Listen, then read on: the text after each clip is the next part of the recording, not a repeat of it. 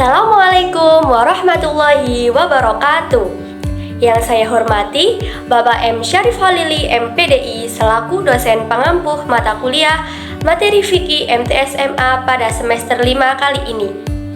Pada kesempatan kali ini, saya akan menjawab soal UTS yang sudah beliau berikan, yakni saya memilih poin dengan soal sebagai berikut.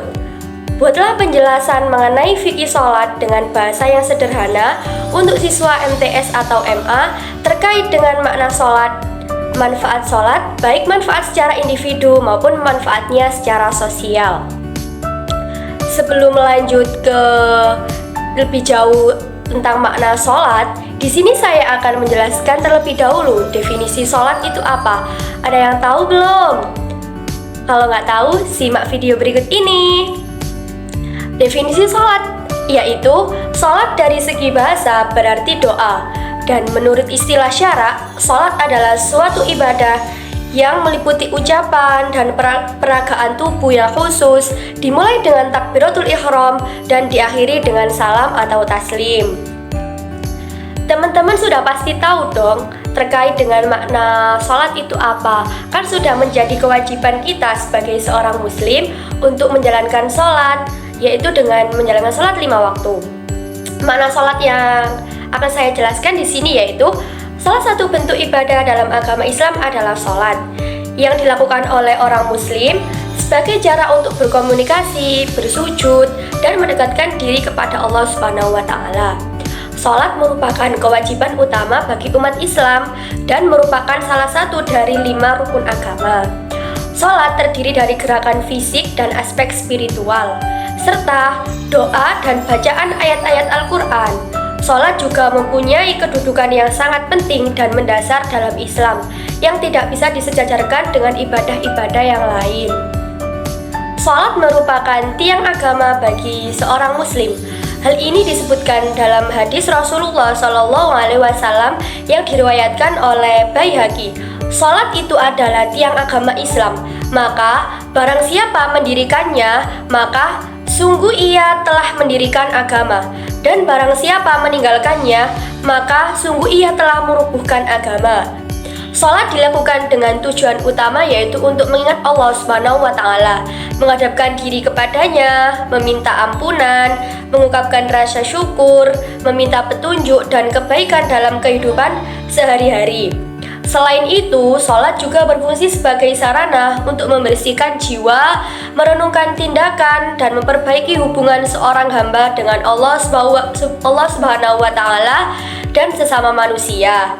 Dari sini, maka sholat dapat menjadi media permohonan, pertolongan dalam menyingkirkan segala bentuk kesulitan yang ditemui manusia dalam perjalanan hidupnya.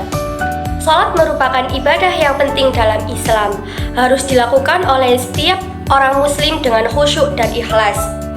Sholat tidak hanya merupakan kewajiban, tapi juga merupakan cara untuk mencapai kedekatan dengan Allah Subhanahu wa Ta'ala dan mendapatkan keberkahan dalam kehidupan sehari-hari.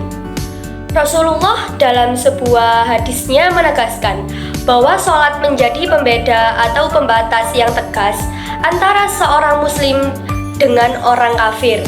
Perjanjian antara kami dengan mereka atau orang kafir adalah mengenai sholat. Barang siapa meninggalkannya, maka dia telah kafir. Hadis riwayat Ahmad, Abu Dawud, At-Tirmizi, An-Nasai, dan Ibnu Majah. Dari beberapa penjelasan makna sholat yang sudah saya jelaskan, sudah seharusnya kita sebagai seorang muslim harus menaruh perhatian yang sangat besar dalam menjalankan sholat dengan sebaik-baiknya, penuh tanggung jawab dan bukan sekedar rutinitas atau pengukur kewajiban. Dengan demikian, kita akan menjadi orang-orang yang akan mewarisi surga Firdausnya Allah dan insya Allah kekal di dalamnya. Amin. Untuk selanjutnya, saya akan menjelaskan manfaat sholat secara individu. Manfaat sholat secara individu yang pertama yaitu sebagai tanda bersyukur dan terima kasih manusia kepada Allah Subhanahu wa Ta'ala atas segala nikmat dan karunia yang telah diberikan. Yang kedua, yaitu memberikan ketenangan dalam diri baik lahir maupun batin. Yang ketiga, mencegah dari perbuatan keji dan mungkar. Manfaat yang keempat yaitu mendidik menjadi pribadi yang disiplin. Yang kelima, melatih menjadi pribadi yang tangguh. Yang keenam, meninggikan derajat. Yang ketujuh, membersihkan kesalahan dan dosa. Dan manfaat yang terakhir yaitu meraih pertolongan Allah Subhanahu wa Ta'ala.